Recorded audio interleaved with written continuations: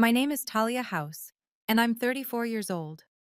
8 months ago, my parents told me there was no space for me in their five-bedroom house after I lost my job. They literally changed the locks while I was at a job interview. Today, those same parents are demanding I hand over the keys to my house, the one I bought with my own money, because my brother deserves it more. They even broke in while I was at work and started measuring rooms for his kids. If you're watching this, please subscribe and let me know where you're watching from. Because what I'm about to share isn't just about entitled family members trying to steal property. It's about how I went from living in a van in a Walmart parking lot to owning my own home, and how my family's greed led to their very public downfall at my grandfather's 85th birthday party. Let me take you back to where this all started. I'd been working as a senior accountant at Morrison & Associates for 6 years when they suddenly filed for bankruptcy. No warning, no severance. Just a Friday afternoon email saying don't come back Monday. I had enough savings for maybe 2 months of expenses, but the job market was brutal. After 3 weeks of rejections, I swallowed my pride and called my parents. Mom, I hate to ask, but could I stay with you guys for a few weeks? Just until I find something? There was this long pause. Then she said, "Oh, honey, you know we'd love to help, but we just don't have the space." I actually laughed. "Mom, you have 5 bedrooms. It's just you and Dad now." Well, Michael and the kids need somewhere to stay when they visit. Michael, my older brother, lived 15 minutes away. His visits were Sunday dinners. He had a 4-bedroom house with 2 rooms they used for storage. But somehow, my parents kept 2 guest rooms empty just in case he needed them. What about the basement? I'll sleep on the couch. That's Michael's man cave when he comes over. You understand, right? Family has to think about the future. The irony wasn't lost on me. I was family too. Or at least, I thought I was. 2 days later, I came back from a job interview to find my apartment building's locksmith changing my locks. The landlord had given me 30 days, but my parents had called him, pretending to help, and somehow convinced him I'd already moved out. My own parents had accelerated my eviction. That night, I slept in my 2004 Honda CR-V in a Walmart parking lot, wondering how the people who raised me could be so cruel. Living in your car teaches you things no one should have to learn, like how to shower at Planet Fitness at 5 a.m. when it's least crowded, how to make a jar of peanut butter last a week, how to park at different Walmarts so security doesn't notice you're living there. Every morning at 5 a.m., I'd wake up in that freezing van and tell myself, this is temporary. My back ached from sleeping curled up in the back seat. My professional clothes hung from the car's grab handles, wrinkled despite my best efforts. I'd apply makeup in the gym bathroom mirror, practicing my interview smile while other early morning exercisers pretended not to notice my entire toiletry collection spread across the counter. I worked 3 part-time jobs, morning shifts at Starbucks, afternoon data entry, weekend retail at Target. 60 hours a week, saving every penny. Rice and beans became my entire diet. I sold everything valuable I owned except my laptop and one interview suit. My family? Radio silence. Well, except for my sister Sarah, who'd occasionally text asking if I'd found a real job yet, always adding how her husband Kevin just got another promotion. 6 months in, I'd saved $8,000. Not enough for an apartment deposit in our city, but I kept going. My car's heating died in December. I layered every piece of clothing I owned and still woke up seeing my breath. Then, on a particularly freezing January morning, my phone rang. Unknown number. Ms. House, this is Peterson and Associates law firm. I'm calling about your grandmother Eleanor's estate. My grandmother had passed 2 weeks ago. My parents hadn't even told me about the funeral, but she hadn't forgotten me. She'd left me $30,000 and a note. For my independent granddaughter, build something they can never take away. That $30,000, combined with my savings, was exactly enough for a down payment on a small 2-bedroom house in a decent neighborhood. Nothing fancy. 1,100 square feet built in the 70s, needed some paint. But it had good bones, a working furnace, and most importantly, It was mine. The closing day was surreal. The realtor handed me the keys, and I just stood in my empty living room crying. After 8 months of parking lots and gym showers, I had a door I could lock, a bathroom I didn't have to share, a kitchen where I could cook real meals. I spent the first night on an air mattress, staring at my ceiling, and posted one photo on Facebook, just the keys with the caption, "New chapter." Within an hour, my phone exploded. Mom: "Congratulations, sweetie. When can we come see it?" Dad: "So proud of you. Send the address." Sarah: "OMG, how did you afford this? Kevin and I should visit."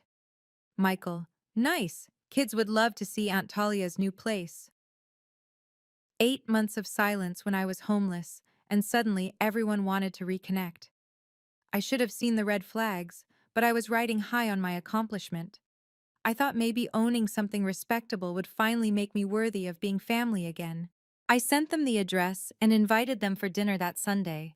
Spent my last $100 on groceries to make Mom's pot roast recipe. Set the table with paper plates. I didn't own real dishes yet, but arranged them nicely. They showed up 40 minutes late, walked through my front door, and Mom's first words weren't congratulations or "I'm proud of you." She said, "Oh, this is much too big for just one person." That first visit set the tone for everything that followed. While I gave them the tour, Michael kept measuring rooms with his eyes, commenting how his kids' toys would fit perfectly in the second bedroom. Sarah criticized everything: the dated kitchen, the small bathroom, the lack of central air, while simultaneously asking invasive questions about my mortgage payments. "So, how much did Grandma leave you exactly?" Sarah asked, running her finger along my countertop like checking for dust. "Enough for the down payment," I said, keeping it vague. Dad wandered around, tapping walls. "Good bones. With some work, this could be worth double. Michael, you should see the basement. Perfect for your workout equipment." "Dad, Michael has his own house." "Yeah, but it's getting crowded with the kids," Michael said, opening my closets without asking. "This would be perfect for my home office. Kids could have the whole upstairs at our current place."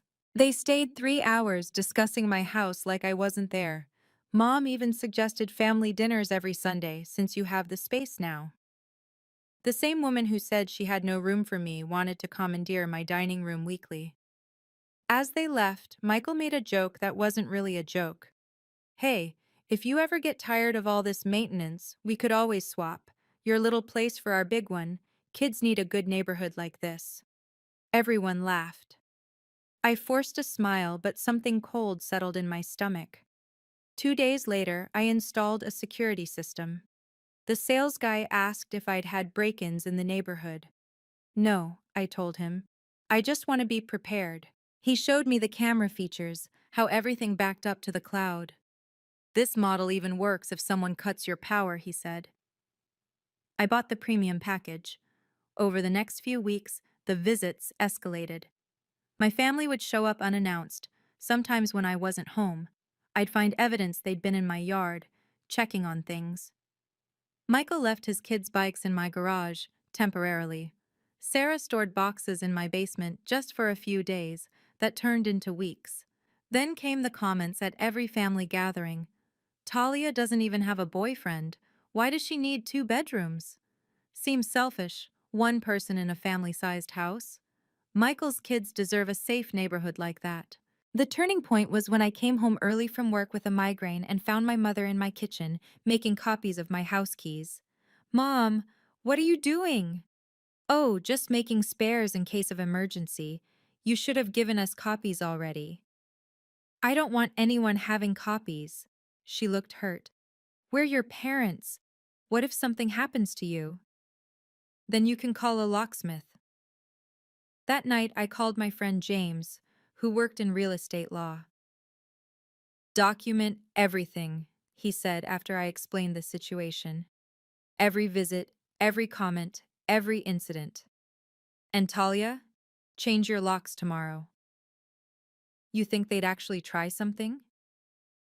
I think people who feel entitled to your success will always escalate. The question is how far you'll let them go. I changed the locks the next morning. The locksmith found evidence that someone had already tried to duplicate my keys. The marks were fresh. My hands shook as I signed his invoice. That afternoon, Mom called. Our keys don't work. What keys? Silence. Then, you changed the locks? Your own family? My house, my locks. We'll see about that, she said, and hung up.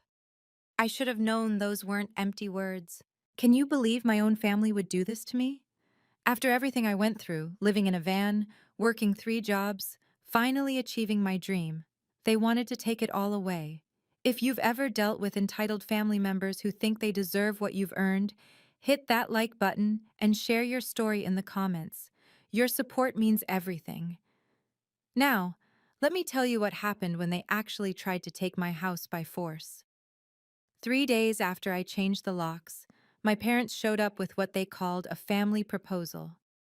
Dad had actually prepared a presentation folder, like this was a business meeting. We've been thinking, Mom began, settling into my couch uninvited. This arrangement could work better for everyone. Dad opened his folder, revealing printed Zillow estimates and floor plans. You move back with us. We've cleaned out the basement, and Michael takes over the mortgage here. You'd live rent-free, save money, everyone wins. I'm not giving Michael my house. Not giving, Dad corrected, transferring. He'd assume the mortgage, take over payments. You'd actually come out ahead financially without the burden.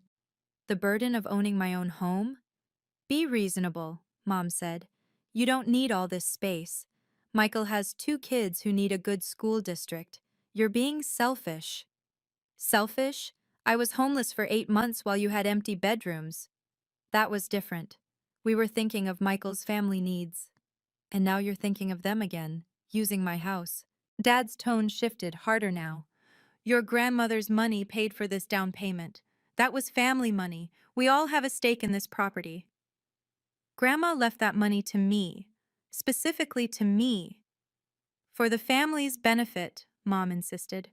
She'd want her great-grandchildren in a safe neighborhood. Then Michael can buy his own house. With what money? Dad snapped. Not everyone got a windfall from Grandma. There it was, the real resentment. They weren't just entitled, they were angry that Grandma had chosen me. Get out, I said quietly. Excuse me? Get out of my house, now. They left, but Dad turned at the door. This isn't over. Family takes care of family, Talia, one way or another. The next phase was psychological warfare.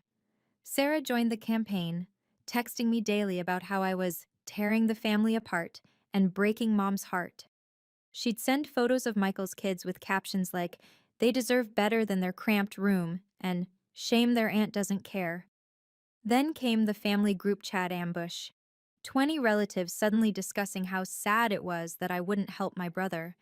Cousins I hadn't spoken to in years were weighing in on my selfishness. Aunt Patricia, family property should benefit the whole family. Uncle Ron, seems like Talia's forgotten where she came from. Even my sweet cousin Emma. Maybe there's a compromise? Michael really needs this. Sarah had crafted the narrative perfectly. I was the single, childless aunt hoarding resources while poor Michael's children suffered in their 4-bedroom house with a pool. The pressure intensified when Mom called crying one night. Your father's blood pressure is through the roof because of this stress. Is your pride worth his health? His stress isn't my responsibility, Mom. We did everything for you growing up, and then kicked me out when I needed you most. That's not how it happened. I have security footage of Dad changing the locks while I was gone. Silence. Then, you're recording us? I'm protecting myself. She hung up. 20 minutes later, I got a text from Michael. We need to talk. Tomorrow, my lawyer will be present. His lawyer? I immediately called James. They're escalating, he said. Can you come by my office tonight? And bring every document.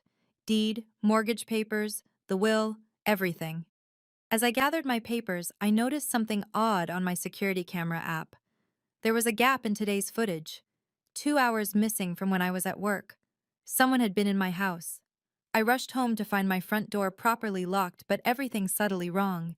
Kitchen drawers slightly open, papers on my desk shuffled, my bedroom closet reorganized. They'd been careful, but not careful enough. Michael's cologne lingered in the air. Then I saw it. My spare bedroom had been completely rearranged. My office furniture pushed against walls, my desk replaced with an air mattress. Kids' toys in the corner. They'd actually started moving Michael's things in. I called 911. Someone broke into my house. The dispatcher took my information, and 2 officers arrived within 20 minutes. I showed them the security footage from my backup camera, the one hidden in the smoke detector that my family didn't know about. Clear as day, Michael using a key to enter, Sarah standing watch, my parents carrying in boxes. "Ma'am, do you want to press charges?"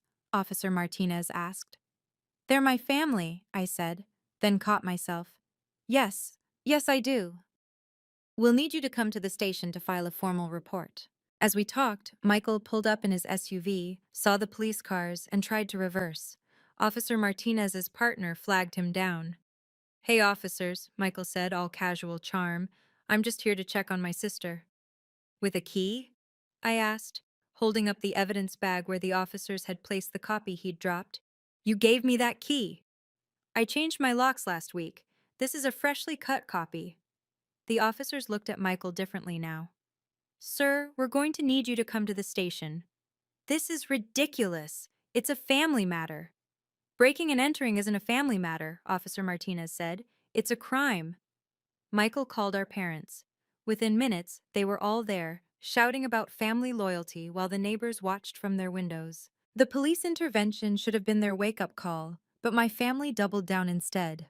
They hired an actual lawyer, some friend of Dad's from his golf club, and tried to claim partial ownership based on Grandma's money being family assets. James laughed when he saw their filing.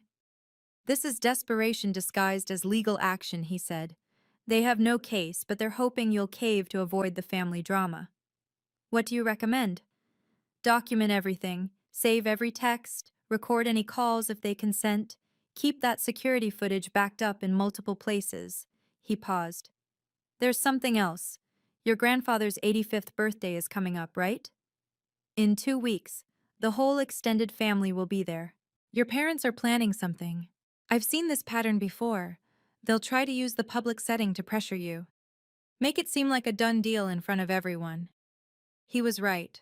Mom had already called about the party, insisting I attend, to show we're still family, and mentioning they'd reserved the big ballroom at the Marriott. She'd even assigned me a seat at the main table, which was unusual. I was usually relegated to the cousins' table. "Be prepared," James advised. "But also, this could be an opportunity." "For what?" "To set the record straight, publicly, with witnesses." He smiled. "I might just happen to be dining at that same hotel that night. You know, coincidentally." I spent the next week preparing. Downloaded all my security footage. Organized every threatening text. Recorded 3 more calls where my parents demanded I do the right thing for Michael. Even got a certified copy of Grandma's will, highlighting the part where she specifically left the money to me alone. The invitation came in the mail, elegant and formal. Someone had handwritten at the bottom, "Family announcements to be made." I knew exactly what they were planning. The week before Grandpa's party, I turned into a detective. Every piece of evidence meticulously organized in folders, physical and digital. The security footage of the break-in, the threatening voicemails, the texts demanding I surrender my house, screenshots of the family group chat pile on. Everything backed up to 3 different cloud services and a physical drive in my bank's safety deposit box. James helped me prepare a timeline showing how I'd bought the house entirely legally with my own funds and inheritance. We even had a notarized statement from the estate lawyer confirming Grandma's money was mine alone, no strings attached. "Your family's going to claim emotional ownership," James warned. "That because it's Grandma's money, everyone deserves a say. Be ready for that manipulation." Michael made one last attempt, showing up at my work. "Talia, let's be reasonable. Just come to dinner. We can work this out like adults. With your lawyer present? He's just there to help facilitate. No. You're going to regret this. Mom and Dad have a plan. At Grandpa's party, they're going to. He caught himself. Going to what? Just don't embarrass yourself. Accept the inevitable.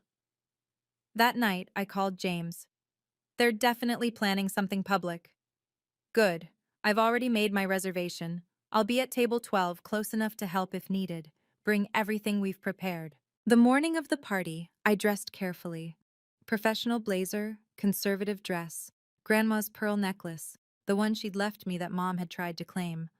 I packed my evidence folder in a leather briefcase, the same one I'd used for job interviews during my homeless months. My phone buzzed. Sarah.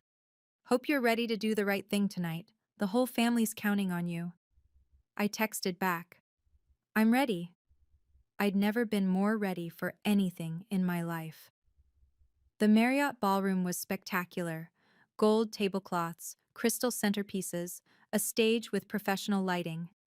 50 relatives, Dad's business associates, Mom's church friends, everyone who mattered in their social circle. I arrived exactly on time, briefcase in hand. Mom rushed over, air kissing my cheek. Talia, you look beautiful tonight. This is your special day, too. My special day? Well, Grandpa's, of course, but you'll see. Her smile was predatory. Leave that bag at coat check, dear. I'll keep it with me, thanks. She led me to the main table where Grandpa sat in his wheelchair, sharp as ever at 85. He squeezed my hand. Talia, sweetheart, heard you bought a house? I did, Grandpa. Good girl. Eleanor would be proud. He meant Grandma. Something flickered in his eyes. Did he know what was planned? The seating was strategic. Me between my parents, Michael directly across, Sarah to his right, trapped in a family box. But I caught James at table 12, casually chatting with some guests. He gave me the slightest nod.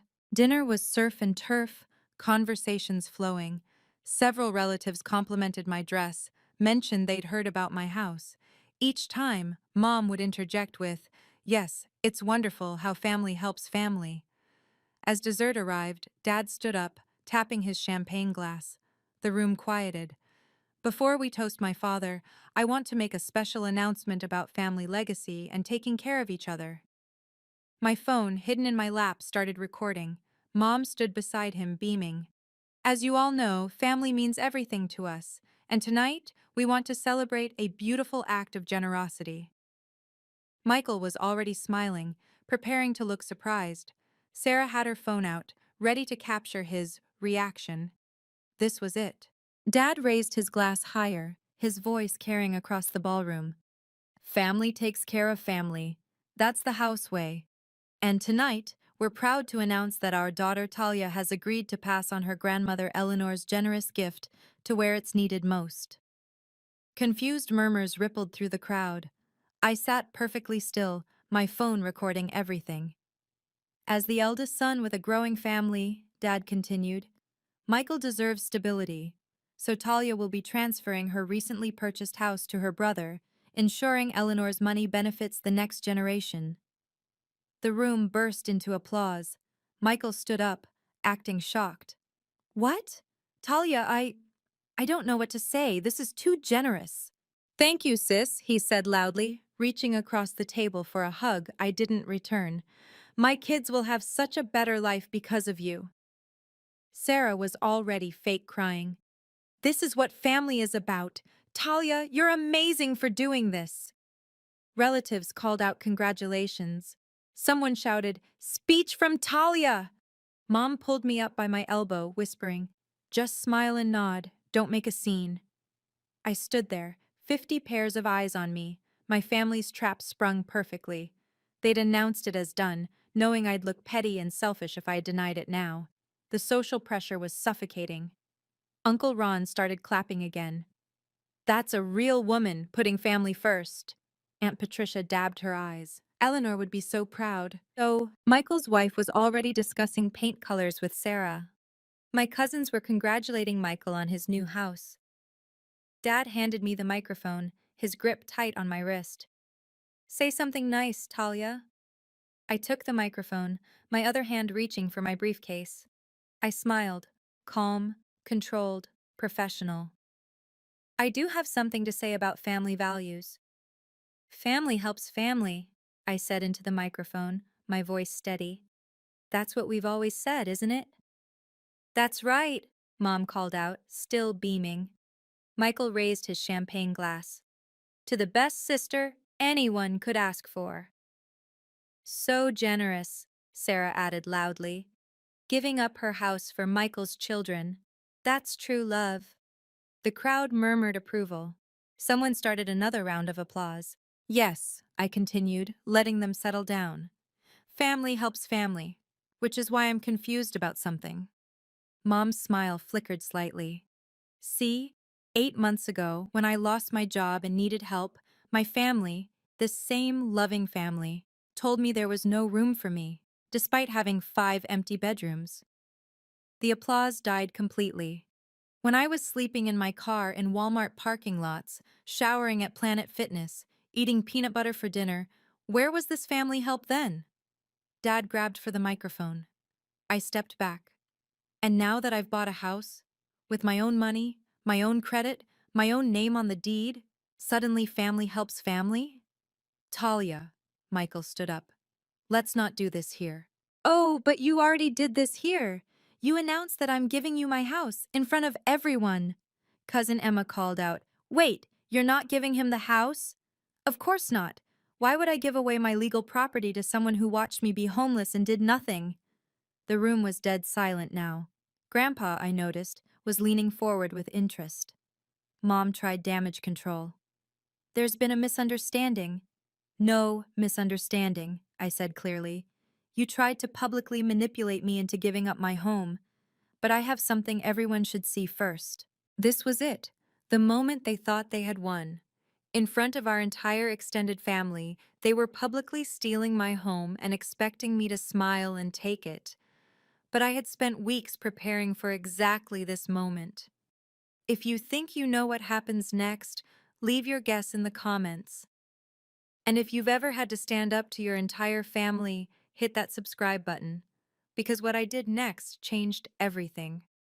Let me show you how I turned their public humiliation into their worst nightmare. Before we celebrate this generous gift that isn't happening, I said, pulling out my laptop, everyone should know the full story. The Marriott's AV tech, whom I'd tipped $100 earlier to be ready, connected my laptop to the ballroom's projection screen. I'd told him I had a birthday video for Grandpa. This is from my home security system, dated last Tuesday. The screen lit up with crystal clear footage. Michael using a copied key to enter my house. My parents carrying boxes. Sarah standing lookout. The timestamp clearly visible. Gasps rippled through the room. That's breaking and entering, someone whispered. They broke into your house? Aunt Patricia's voice was shocked. The video continued. Audio now, my mother's voice from my kitchen camera. Once we move Michael in, she can't do anything about it. Possession is 9/10 of the law. Dad's voice. She was always too independent. This will teach her to need family. I clicked to the next file. These are text messages from the family group chat. The screen filled with the coordinated harassment. 20 relatives could see their own words calling me selfish, demanding I give up my house, threatening to cut me off. Uncle Ron slowly sat down, his face red. And here, I continued, is the police report from when they broke in. Yes, I filed charges. Michael stepped forward. Talia, stop this. Like you stopped when I was homeless? Grandpa's voice cut through the tension. Robert, he said to my father, you told me Talia offered the house to Michael. Dad, I can explain.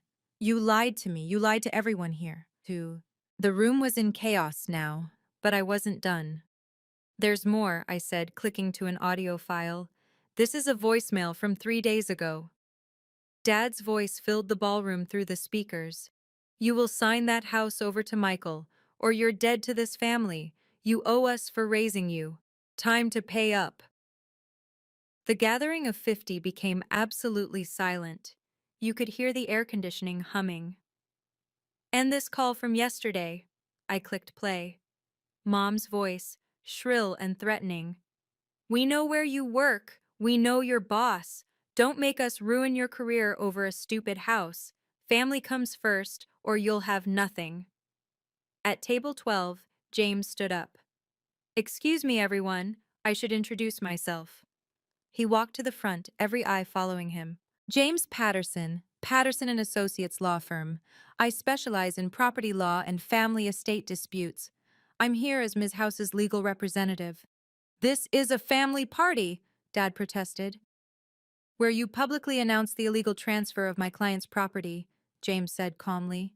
I have 47 witnesses to attempted coercion and fraud. He pulled out his own folder. This is a certified copy of Eleanor House's will, showing the inheritance was left solely to Talia House. This is the property deed, in Talia's name only. This is a cease and desist order against the House family for harassment and attempted theft. Sarah's husband Kevin suddenly stood up. Wait, you all told me Talia agreed to this. We had it handled, Sarah snapped at him. Handled? This is insane. Kevin was backing away from the table. You're committing crimes. Michael's wife grabbed their kids. We're leaving. Michael, I told you this was wrong. Baby, wait. But she was already heading for the exit, their confused children in tow. Grandpa wheeled himself forward, his voice commanding despite his age. Robert, Linda, Michael, Sarah, explain yourselves. Now. Dad tried to salvage something. Dad, we were just trying to help Michael. By stealing from Talia? After you left her homeless? We didn't leave her homeless, Mom protested. She chose to leave. I clicked to another video, security footage from my old apartment building. This is you, Mom, talking to my landlord, convincing him I'd already moved out while I was at a job interview. The extended family was in uproar now. Cousins were leaving their tables, getting closer to see the screen. Several were recording on their phones. My God, Linda, Aunt Patricia said. Your own daughter? You don't understand, Mom said desperately. She's always been difficult, independent. So you punished her for not needing you? Grandpa's voice was ice. Eleanor would be disgusted. She left that money to Talia specifically because she saw this favoritism. James stepped forward again. Mr. and Mrs. House, Mr. Michael House, Mrs. Sarah Morrison, you have two options. Sign this agreement to cease all contact with my client and drop any claim to her property, or we proceed with criminal charges for breaking and entering, harassment, attempted fraud, and conspiracy to commit theft. This is blackmail, Michael shouted. No, it's consequences, I said, finally finding my full voice. This is my house. I bought it. I own it. End of discussion. Sarah's phone suddenly buzzed repeatedly. She looked at it and went pale. Kevin? Kevin's texting. Oh, God. She showed the screen to Michael, divorce papers. Apparently, Kevin had been documenting their scheme too, and wanted out before he became legally liable. The birthday party for Grandpa had become a complete disaster, and everyone knew exactly who to blame. James laid out the documents on the main table like a card dealer. Mr. House, Mrs. House, these cease and desist orders are effective immediately. Michael House, this is a restraining order. You're not to come within 500 feet of Talia's property. You can't do this, Dad said, but his voice had lost all authority. Sign here, or we proceed with criminal charges, James repeated. The breaking and entering alone carries up to 3 years in prison. Michael grabbed the papers. This is insane. Over a house? Sign it, his wife called from the doorway. Sign it, or I'm taking the kids to my mother's tonight, permanently. The room watched as my family, one by one, signed the documents. Each signature was witnessed by 3 relatives James had asked to step forward, including Grandpa, who signed with a firm hand. There's one more matter, James announced. The attempted fraud announced tonight, claiming Talia had agreed to transfer her property, in front of witnesses, some of whom are mandatory reporters for their professions. I noticed Michael's boss, Mr. Harrison, was at table 6. He'd heard everything. Michael, Mr. Harrison called out, we need to talk Monday morning. This raises serious ethical concerns about your position in financial services. Michael went white. Sir, this is just a family misunderstanding. You attempted to defraud your sister of property in public. That's not a misunderstanding. Sarah was crying now, real tears this time. This wasn't supposed to happen like this. How was it supposed to happen, I asked. With me quietly giving up everything I worked for? Mom reached for me. Talia, please. James stepped between us. No contact means no contact. Starting now. Security had arrived. Apparently, someone had called them when voices were raised. They stood by, waiting. I think it's time you all left, Grandpa said firmly.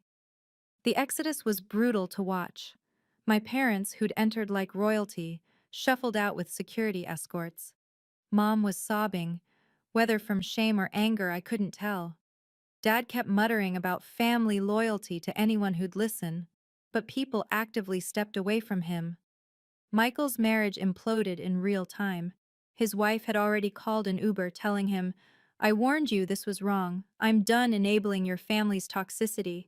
She left with their kids, who kept asking why everyone was upset at Daddy. But Sarah's breakdown was the most dramatic. Her phone kept pinging with messages from Kevin. Through her tears, she read them aloud. The prenup is void if you commit a crime. My lawyer will be in touch. Talia, please, she begged. Tell Kevin this was all a misunderstanding. I can't lie for you, Sarah. You've ruined everything. No, Grandpa said firmly. You ruined everything, all of you. As they left, relatives began approaching me. Some apologized for their group chat messages. Others shared their own stories of family financial abuse. Cousin Emma hugged me tightly. I had no idea what they were doing to you. I'm so sorry.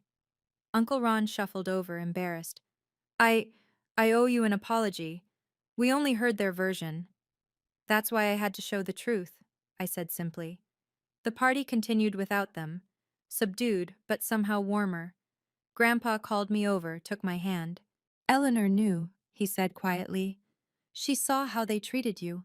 That's why she made sure that money went only to you. She'd be proud of how you stood up for yourself. Mr. Harrison approached before leaving. Ms. House, we have an opening in our accounting department. If you're interested, call my office Monday. Sometimes losing your family means finding your worth. The fallout was swift and merciless. By Monday morning, the story had spread through every social circle my parents inhabited. Mom's church friends were praying for her, but stopped inviting her to events. Dad's golf buddies suddenly had full foursomes. Their carefully cultivated reputation as the perfect family was destroyed. Michael's professional life crumbled. Mr. Harrison placed him on administrative leave pending an ethics review. Word got out. Who wants a financial advisor who tried to steal his sister's house?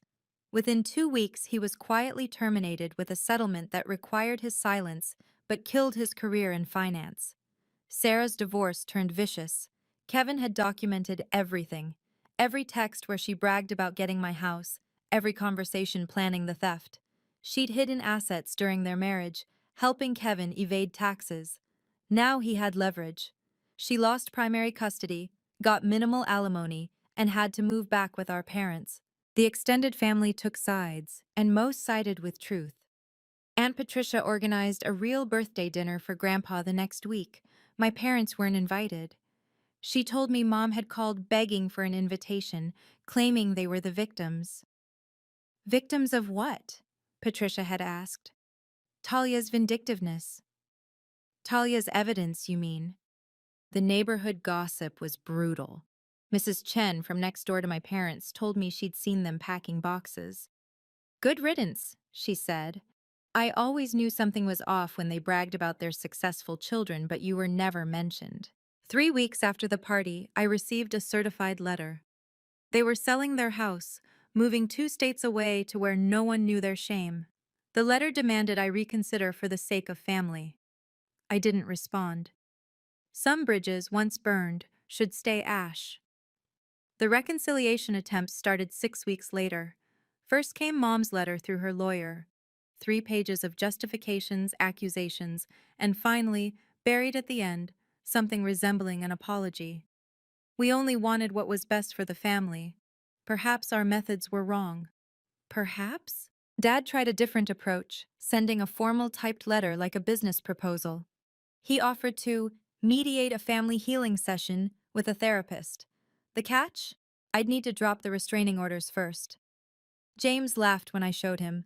Classic manipulation. They want access without accountability. Michael sent messages through mutual friends. Tell Talia I'm sorry. I've lost everything. My job, my wife, my kids respect me less. Isn't that punishment enough? It wasn't about punishment. It was about protection. The most pathetic attempt came from Sarah. She created a fake Facebook profile to message me. I'm living in Mom's basement now. Kevin took everything. The kids cry for their dad. You won. Are you happy? Was I happy? No, but I was safe. There's a difference. Even flying monkeys emerged, family friends who just wanted everyone to reconcile. They'd call with speeches about forgiveness, about how life's too short for grudges, about how my parents were suffering enough. They're not suffering consequences, I told one particularly persistent caller. They're suffering exposure. They're mad they got caught, not sorry they did it. Grandpa supported me completely. He'd changed his will, removing them entirely. Fool me once, he said. When Mom found out, she accused me of turning him against them. You did that yourselves, he told her in their last phone call. Through it all, I held firm. Apologies without change are just manipulation wearing a mask. The unexpected message came 3 months later from Michael's daughter, Lily. She was 14, old enough to have her own phone and opinions. Aunt Talia, I know my parents did something bad to you. I saw the videos from Grandpa's party. Someone posted them in our family group chat before Dad made them take it down. I'm sorry for what they did.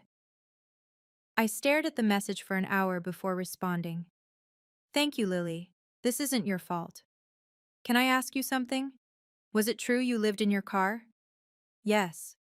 And my parents knew? I thought carefully before answering. Yes. 3 dots appeared and disappeared several times. Then, that's messed up. I would never do that to family, or anyone. We began texting regularly. Lily and her younger brother James had questions their parents wouldn't answer. Why did Mom leave Dad? Why did we move? Why can't we see Aunt Talia? Michael found out and threatened to take her phone. She told him she'd report him to her school counselor for isolating her from family. Smart kid. Eventually, I agreed to meet them at a coffee shop. Michael's ex-wife, Jennifer, brought them. She hugged me immediately. I'm sorry I didn't speak up sooner, she said. I knew something was wrong when they kept talking about your house like it was already theirs. The kids were wonderful, funny, smart, nothing like their father's entitlement. James, only 10, said solemnly, Dad says you stole our house, but Mom showed us the papers. It was never ours, was it? Never, I confirmed. Dad lies a lot, he said matter-of-factly. Jennifer and I became friends. She'd protected the kids from the worst of it, but they knew enough. They chose truth over comfortable lies. Sometimes the family you save is the next generation. A year later, my life had transformed completely. The house that nearly tore my family apart had become my sanctuary. I'd painted every room, planted a garden, made it truly mine. The second bedroom became a real office where I ran my freelance accounting business. Clients loved my attention to detail and, ironically, my ethics. Mr. Harrison's job offer had led to a senior position. My boss often said, anyone who can stand up to that kind of pressure has the backbone we need. My experience with financial manipulation made me excellent at spotting fraud. I dated now, something I couldn't do while surviving in my car or fighting my family. David, a fellow accountant, understood boundaries because he'd had his own toxic family experiences. Considering accounting, like Aunt Talia, who doesn't take crap from anyone. My story spread beyond family gossip. A local therapist contacted me. Would I speak to a support group about financial abuse? That led to a blog, then a podcast appearance. Boundaries aren't punishment, I'd tell audiences. They're self-love with teeth, my house, my rules, my life, finally. Looking back now, the journey from that freezing van to my own living room feels surreal. 18 months ago, I was showering at Planet Fitness, rationing peanut butter, wearing the same 3 outfits to job interviews. My family had thrown me away like trash, then tried to steal my redemption when I clawed my way back up. They taught me the most valuable lesson of my life. Family isn't blood. Family is who shows up when you're down, not who appears when you're up. Family doesn't break into your house or ambush you at birthday parties. Family doesn't make you homeless, then demand your home. The house is just a house, 100 square feet of drywall and dreams. But what it represents is everything. Proof that I could survive without them, thrive without their approval, succeed despite their sabotage. They wanted me dependent, grateful for scraps. Instead, I became unbreakable. Do I forgive them? Forgiveness isn't reconciliation. I forgive them for my peace, not their comfort. They're forgiven but not forgotten, and definitely not welcomed back. Some people ask if I regret the public confrontation. Never. Abuse thrives in silence and privacy. They counted on my shame keeping their secrets. Instead, 50 witnesses saw exactly who they were. The truth wasn't revenge, it was freedom. My door is open to those who respected my boundaries. Grandpa, the kids, relatives who apologize genuinely. It's locked forever to those who saw a single woman's success as their opportunity. If you're reading this because your family feels entitled to what you've earned, remember, no is a complete sentence. That doesn't work for me, needs no explanation. Your success isn't their payment for raising you. Sometimes the family you choose is better than the family you're born into. Sometimes it has to be. Thank you for listening to my story.